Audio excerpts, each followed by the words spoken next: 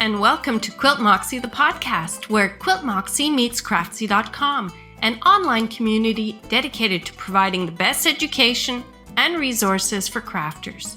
Join me, Ariana, your host, and come along on my video journey where I participate in the Craftsy online classes and community. Meet up with us online at QuiltMoxie.com or at your favorite hangout, Craftsy, Ravelry, Facebook, Twitter. Check the credits at the end of the show for more. You can also subscribe to our mailing list to get your next and every episode with show notes delivered directly to your email as soon as the episode is available. It's as simple as dropping your email address and checking Receive Podcast by email. Welcome back, or welcome for the first time. Today, you're in for a treat. We're going to talk about Entrelac, and more Entrelac with the Entrelac queen herself, Gwen Bortner. Yes, it's happening. Gwen is here and she's going to be answering all of your questions. So let's get started. Behind me, you're going to see that I've completed the third project in the Entrelac class by Gwen Bortner on Craftsy, and it is the cape. And you're going to notice that I've changed up the final cape by adding a zipper. Now, when we were doing Celtic cables, I was considering adding a zipper to the cardigan. Well, I decided to do that for the cape. And I think it was a lot of fun. I got to use my sewing machine. I did it hand sewing. I used a crochet hook. And I used knitting needles to do the cape. So I'm going to show you some of the details. I'm just going to take the cape down so that you can see some of the details on it. Okay, so for the cape, the first thing that I modified or changed up a bit was I decided to do an I-cord all the way around the cape instead of knitting a couple of rows, I think was the pattern. I'm hooked on I-cord. I really enjoy doing it. And so I went all the way around the cape and sort of, it trimmed out the lace edging and sort of highlights it. But my goal for the cape was to add a zipper. And for the zipper, I'm going to bring this to the camera. I'm not sure if it's going to show up, but just so that you can see, I'm hoping it's going to focus. And what you should be seeing is that I trimmed the outside of the zipper with some black lace. And what that did for me was it was easy to sort of mesh that into the knitted fabric, and it gives it sort of a nice finish on the end.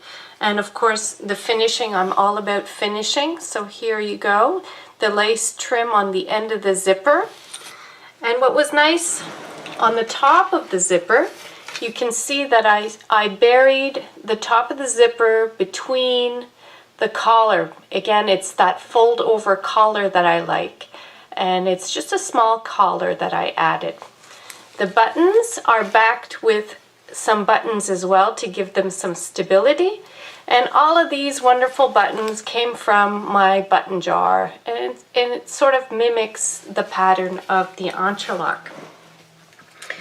And when you wear the cape, and again, the buttonholes are just an extended piece of I-cord. It just extends out to form the buttonhole. And of course I had to add baubles, so at each intersection where the red Entrelac is, I decided I was going to put some more baubles because I just like baubles. I really like the cape with the zipper because I find when Gwen was talking about the nature of Entrelac, because it's putting it on the bias and it gives you much more of a stretch and it's form-fitting and it adapts to your body, I thought that adding a zipper would be a really good touch to this cape. And when you wear it, it does feel very nice and snug. I really like it with a zipper. And the zipper you can wear half open or not. In fact, I think I'll just turn off the camera and I'll show you. Okay, so I'm back and I've tried it out, and here you can see that the cape is slightly open, a little bit décolleté. And the first place that I debuted, I'm all in French now because we're in Entrelac, where I debuted the cape was on my son's soccer field. I was sitting there watching him play soccer, and this is really, really cozy to be sitting there out in our freezing temperatures. It was just the perfect sort of outerwear.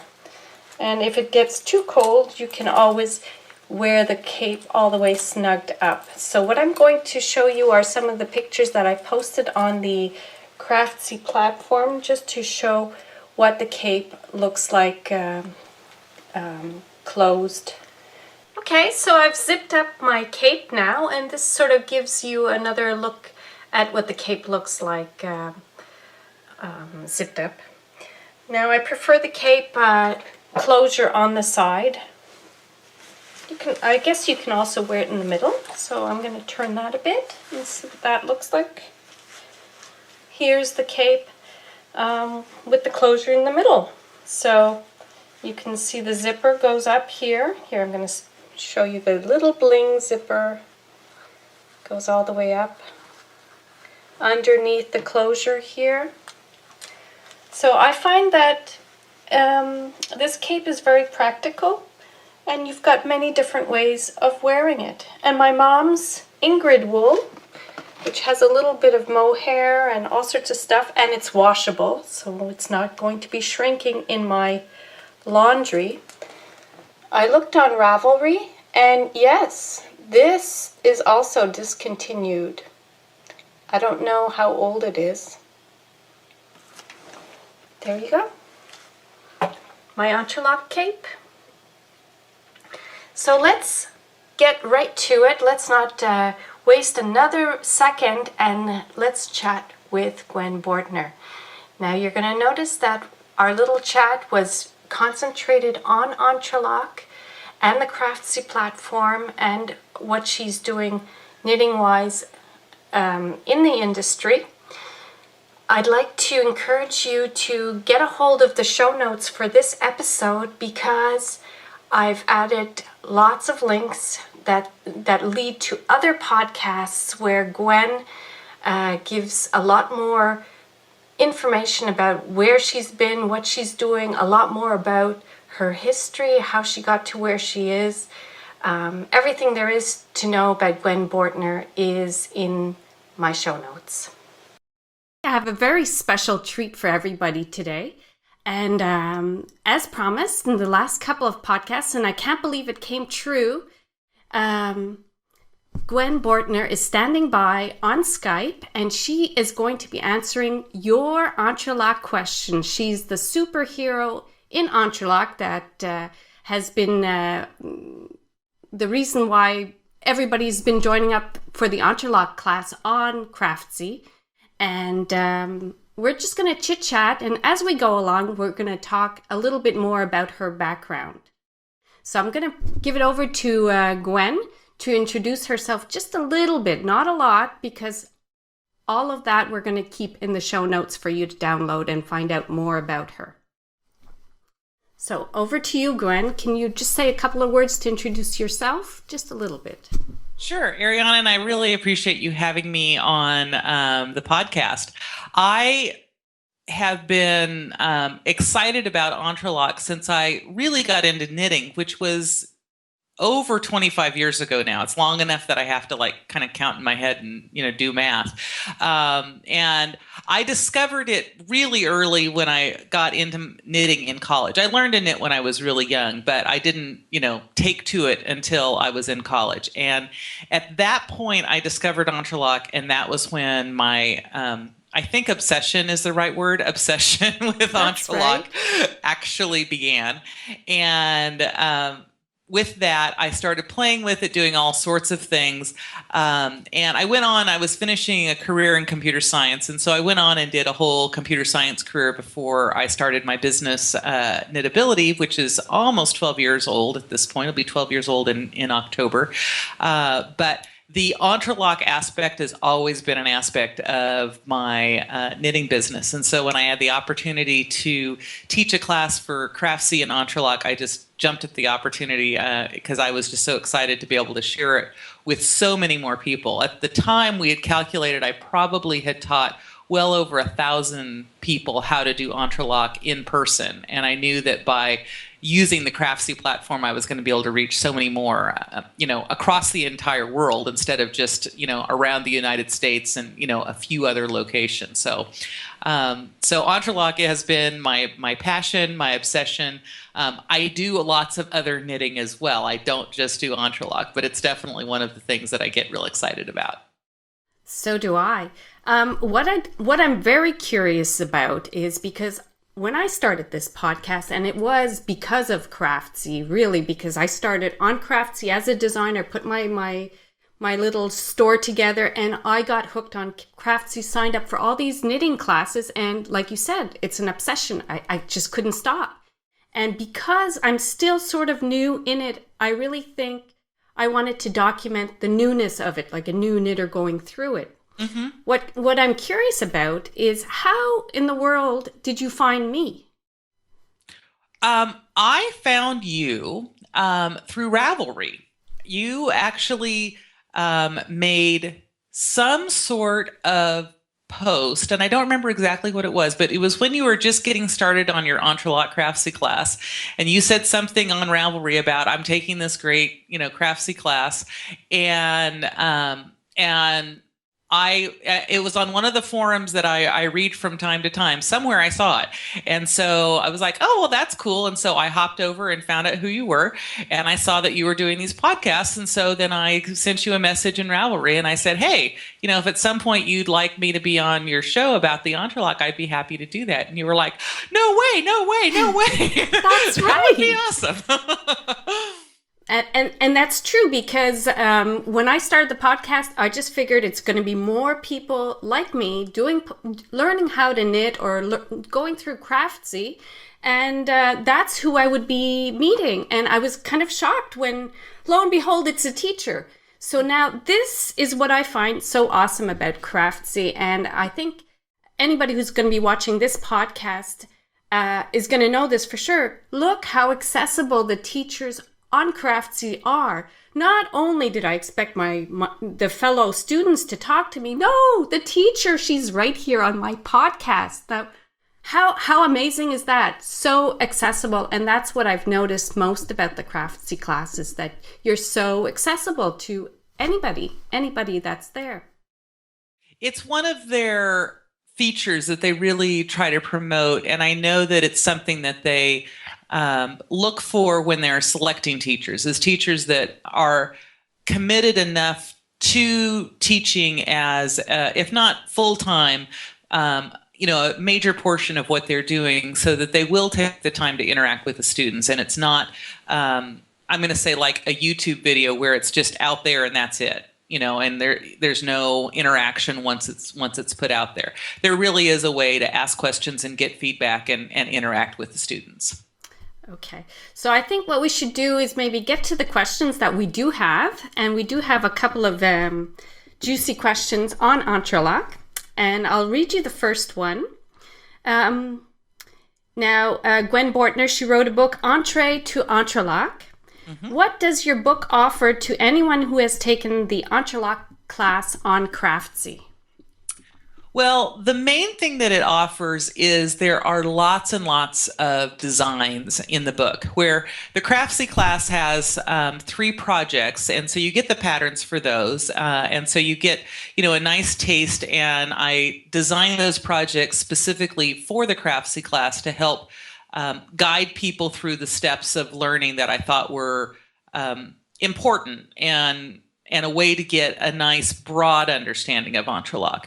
But in the book, there are almost 40. I don't think there's quite 40. It's like 38 or 39 projects in the book. And they range from little tiny projects to try things out into much, much larger projects, sweaters and garments for both men and women and children, hats, accessories, just, all sorts of things in there. So the first thing you get in the book is you get a lot more choice, and you can see a much broader variety of options of things that you can do. But the other thing is there are a number of, there's only so much you can teach in one class, and there's quite a few techniques that I cover in the book that I just didn't have an opportunity to cover in the class. And so those are covered in the book instead. And so there's still more information. Although the Craftsy class gives a great base to jump from, there's still a lot more that you can do. And so the book provides that opportunity to get in there and delve in even more, and or just use the skills you already have to make some really awesome pieces. Oh, well, that's good to know. So then we can all rush out and get your book and go to the next level? Absolutely. Okay. Absolutely. But on that theme, there's one of the questions. So with your book, are there any talks going on with Craftsy to going to extreme entrelac, like taking maybe to the next level entrelac, or? Probably not at this point. One of the things that I've seen Craftsy do, and I really appreciate that this is what they do, is they're trying to provide a nice broad base of information on lots and lots of topics and not go too deep into any one topic. Okay. They're allowing us as individual teachers to use our own methods and forums to delve into the deeper topics.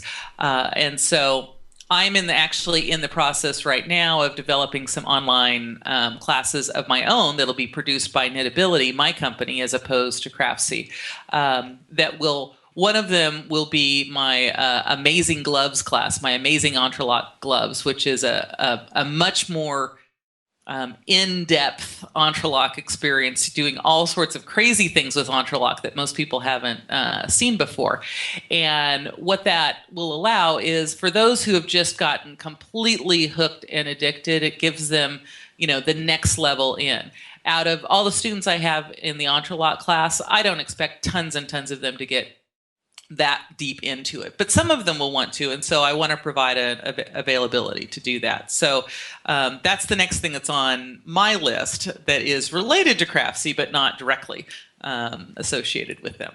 So then entrelac is something that you're still addicted to and you're still thinking about and still trying to explore further, or you can't stop? Yeah, obsession is the word that I use from time to time, and it really is the right word, because I do get, obsessive. Obsessive really is the right word.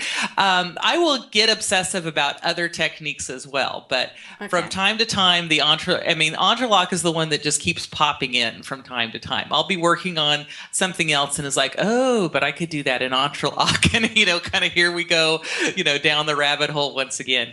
And so entrelac is always kind of floating around, and how could I do it in entrelac is almost always sitting somewhere in my mind. But I do play with lots of other techniques as well, and I enjoy lots of other techniques. So it's not that I'm just entrelac centric, but definitely focused, entrelac focused. Okay. Well, it leads us to one of the other questions that we have on our list, and that's Entreknits, the magazine. I think it's Interweave that put that out, and it talks about, I don't know if it's so much as entrelac, but modular knitting. Now, what are you exploring anything in that line, or do you have any comments on Entreknits, or? Well, and the Entreknits was an interesting approach, and I didn't ever own the magazine. I looked through it, and that was quite some time ago. So we're now using memory, and that's always an iffy sort of thing. I think there was only one. There was only one. They were doing this for a while, of these kind of special issues that would be on a particular topic. And at the time, Uni was the editor, and she was very into Entrelac. And so it didn't surprise me that that was one of the reasons that this particular issue came out. And it is a modular a focused magazine. And Modular and Entrelac, the way I describe them is I call them cousins. They're not exactly the same, but they're related. The way I think about modular things is generally modular things, we complete them, complete an entire module, and it's kind of a standalone object before we go on to the next one. And although they're interconnected, as it is with Entrelac, we're keeping all of those live stitches for each module available. And so it's a little bit different, where like a mitered square, for example, you make the square and you finish up and you may have one stitch, but that's it. And it immediately gets used in the next one. And so not quite as much integration and weaving as there is with Entrelac. Now, in my book, I did play with a couple different kinds of Entrelac shapes. And there are a number of things that you can do with some playing with the Entrelac shapes. There is, and I'm not going to remember the gentleman's name. There is another gentleman on Ravelry who does some really interesting three-dimensional and sculptural things with Entrelac. And so there's other people out there that find it as fascinating as I do, that get in there and, play with it and twist it and, kind of make it do different things. But my personal belief is, if we're going to call it Entrelac, it needs to basically be squares and rectangles because of the way that it needs to join. Okay. And so we may be able to make some kind of different shapes, which I've done, but they still, you can see the square and rectangular components of it that fall in. So something like a hexagon doesn't quite work because it's not really, a square. Triangle doesn't, can fit in because it's half of a square. But some of these other, like a shell shape, which is more considered a modular kind of shape, just doesn't quite become an Entrelac thing. So they're, like I said, they're cousins. They're closely related, but not quite the same. Not quite the same. And you're talking to a quilter here, so all those shapes are near and dear to my heart, and it's probably what attracted me to the Entrelac right away. I mean, I saw it and I said, oh, yes, yes, yes. And of course, I'm obsessed. So, and we like that. Yeah. I have another question here. Teachers make the best students. Have you been hooked by Craftsy? And what did you get out of the classes that you've taken? Well, I'm going to make a correction. Teachers are either really good students or really bad students. Oh. Whoa. is what I've discovered. There's no gray. Okay. There's only black and white. Because occasionally teachers they aren't used to being on the other side of the blackboard, as it were. They're not used to having to learn and listen and not know what the answers are and not be the one directing. Now, this is not just, every teacher. I'm just saying some are one way, some are the other. I find generally the best teachers that I've taken classes from are the ones that also are really good students. They want to experience that learning environment. They want to see what it's like. And for myself, one of my own I'll say rules, my own personal rules as a teacher, is that I will learn at least one new physical skill every year so that I remember what it's like to not know. Because it's different when you've been teaching something for a long time, whether it be knitting or quilting or any sort of physical craft. You forget what it's like to just not even understand what the term is, What is a rotary cutter? How do you hold it? Those kind of things is the first issue. Yeah. So I'm going to say, because you can't really say it about yourself, but you are an awesome teacher. So therefore, by your definition, you are an awesome student. So, yeah. What are the teachers on Craftsy doing for you as a student? So as a student, I have more classes in my queue than I can tell you because I just can't count that high. I mean, I don't even have any shoes on right now, and I don't have enough fingers and toes. It's somewhere well over, 20. I want to say it's like 27 or something like that, maybe.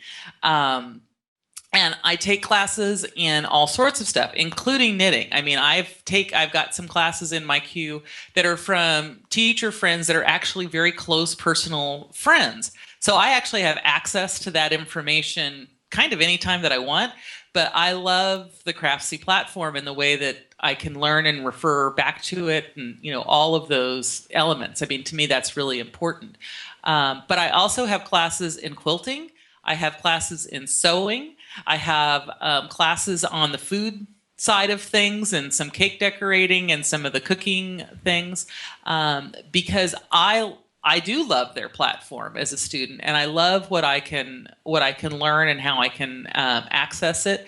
And as a teacher at a national level and teaching at all of these conventions, I rarely actually have the opportunity to take classes because I'm busy teaching them. And so one of the things that Craftsy allows for me is that now I can take classes from the teachers that I admire, who might also be very close personal friends, but I can take them at a time that I actually have access and time to take them. So the same reasons that it works for all the rest of the consumers is the same reason it works for me too. Well, we're very lucky because you're also offering a new class, which is, I believe, called Teach It. And How to teach it. How to teach it. And in it, you're also talking about the business side of crafting, and for people who may want to go to the next level with their hobby and turn it into a business. How's that class going along? It's going really well. It launched in February, so it's been out for about 4 months now, and it's one of the other topics that I'm super, super passionate about. I believe really strongly that if we're going to keep our craft, whatever our craft is, whether it's quilting or knitting or metalworking, any handcraft, we've got to have good teachers out there sharing it, because a lot of these skills and crafts used to be passed down from, generation to generation, and that just doesn't happen as much anymore, partly because sometimes the previous generation didn't learn it because that was like not cool, and it's what mom and grandma did and I don't want to know anything about it. Or those folks aren't handy. They're no longer in, the family units aren't staying so tightly together as far as living space. And so maybe grandma does know how to knit and would love to teach you, but she lives, clear across the country. And so, there's just not enough time. So one of the things that I feel really passionate about is that we need to have good teachers for all of the handcraft kinds of skills, whether they're, the little handcrafts, like I said, knitting and quilting and those kind of things, or big handcrafts, how to do welding and metalworking and woodworking and all of those things. And so this class is a class that I've been teaching live for quite some time in various forums, but was thrilled that Craftsy jumped on it when I suggested it as a possibility to offer it as a way to help the folks that are taking classes on Craftsy and say, hey, I really love this. I'd love to become a teacher too, but I don't know how. I don't know what to do. Or I've already been a teacher, but I feel like I could improve my skills, get a little bit better, whatnot. And it's been interesting to see the students that I've gotten on the class, because I have, it's very focused, that it's not focused on the skill of whatever. It's about the skill of teaching. So I've got people who are knitters and quilters. I have someone doing knotting. I have someone doing chainmail. I have someone doing electronic embroidery, which I didn't even know what that was until she took the class and I started seeing some stuff, which was very cool. And so I've got all sorts of skills that are being taught in the class. And I also have all sorts of levels of experience in the teachers. Some have been school teachers, which is often a very different kind of teaching environment than it is doing a handcraft. Some have taught handcrafts before and they're just wanting to improve their skills. Some have never taught any sort of handcraft. So have never done any sort of teaching at all, but are really excited about the possibilities. So the range has been really broad. And it's been interesting getting the feedback from those students, because it seems that it doesn't matter how much they're bringing to the table, they're getting a lot out of class, because we do talk about the business side. We talk about how you think about developing class structure and projects and choosing projects and breaking a class down. We talk about all of the kind of what I call best practices, both personal best practices as a teacher as well as best practices in the classroom, so that your students get the maximum benefit. And then in the last two lessons, the second to last lesson, we talk about, how do you move up from local to regional to national, kind of continuing up the path depending on if that's what your interest is. And the pros and cons. Being a national level teacher isn't necessarily what is good for everybody. It sounds cool, but there's, drawbacks to everything. And then the last one is about for yarn shop owners. Well, not yarn shop owners, any shop owners. How they can make classes easier to do in their own environment, and why it's important for them to be offering classes, and how to take the information that we've provided in this Craftsy class and apply it to their shop, whether it be a quilt shop or a sewing shop or a yarn shop, whatever kind of shop they might have. Well, what I'm hearing from you is, and from Craftsy, just the fact that there's a trend that we're going back to doing all of these crafts. A couple of years ago, I know up here in Quebec, our quilt shops were shutting down, the yarn shops were shutting down, all art was, you weren't doing anything, the market wasn't supporting the artists now. And what I'm hearing from you is that maybe there is a new trend coming, that it's coming back.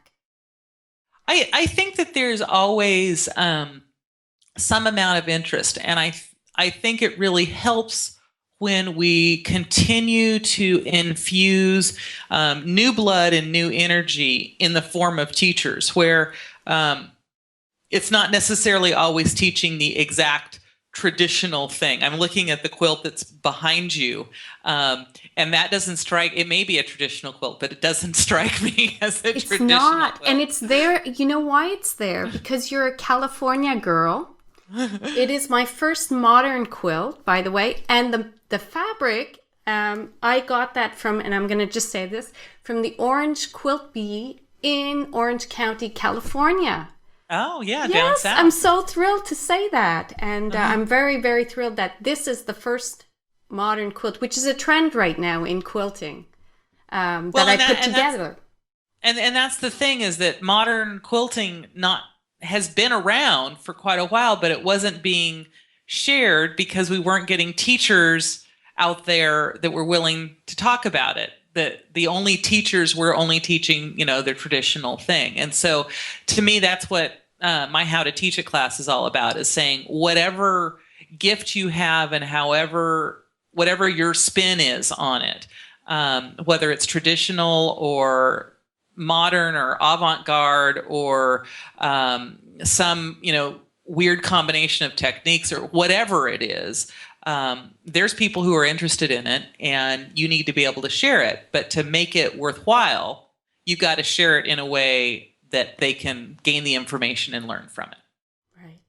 So I think what I'd like to wrap up our little chit-chat today is with what is your favorite question that you have been asked, either by a teacher, by a student, or something that, it still speaks to you today, or it's in the back of your, it's just something. I don't have a favorite question. I have a favorite kind of question. And it's one that's a little more difficult to see on Craftsy, but I can still see it sometimes. It's way easier to see in person. And that is when either I say something or someone asks the question, and I see that light bulb moment where they say, oh my gosh, and you can tell that it changed their world in some way. It may not in a big giant, change the world kind of way, but they can see how they can take that information and they're going to be able to apply it beyond what that little piece was. That, it's the aha moment, but people have it, and I love it when they get that aha moment. I see it in the questions and the responses that I'll get on Craftsy where sometimes they'll just say, I've tried this a dozen times and I never got it, and now it makes perfect sense. That to me is that aha moment. In class, I tease people about saying, hey, did everyone just see the room get a little brighter? Did you guys see the light bulb? Did you see it come on? Because you can see it in their face. And I love that moment. And so whatever the question is that leads a person to that moment, and sometimes it's not their question. Sometimes it's somebody else's question that I answer. And as I answer that question, this other person on the other side of the room gets the, oh, wait a second. You know what that means? So I love that. That's my favorite question. When someone sees it not only for the answer, but for what the potential, the much broader potential of what that answer is. So I'd like to thank you. And I want to thank you because you truly are an amazing teacher, because thank you. Just by you saying that, and it's so important that you're actually doing what you're doing, which is another amazing thing. I really love it when everybody can just do whatever it is that they really enjoy and share their gift. And that's what you're doing. And I'm so happy that you found sort of a path that you can share that with other people, being a teacher, which is what I'm hearing. It could be knitting. It could be anything. Could be anything. It could be anything. And so that teach it class, I think that's you to the Gwenth degree, if that's possible. I don't know. I love that. I'm going to be stealing that. Me to the Gwenth degree. I love that. So I want to wrap up the interview, and I want to say that I did not probe you for all your background information, etc., and all sorts of other stuff, because there are a couple of podcasts out there that I know that you've visited, and I'm going to be sure to link to them in the show notes so that when all the Craftsy people out there that are going to be watching our little podcast, I don't know how you're finding us, but when you do, there's way more about Gwen out there, and I'm going to be sure to put that in the show notes for everybody. So I'd like to thank you. Thank you, Gwen. I'm so thrilled. Thank you. Well, thank you. Thank you again for having me. I always enjoy doing any sort of these interview podcast things. So I love the opportunity, and I appreciate you including me in on your Craftsy adventure, because I, like you, am a huge Craftsy fan, and I think the more people that find it, the better we're all going to be. Yeah. Thank you. You're welcome. Bye. Bye-bye.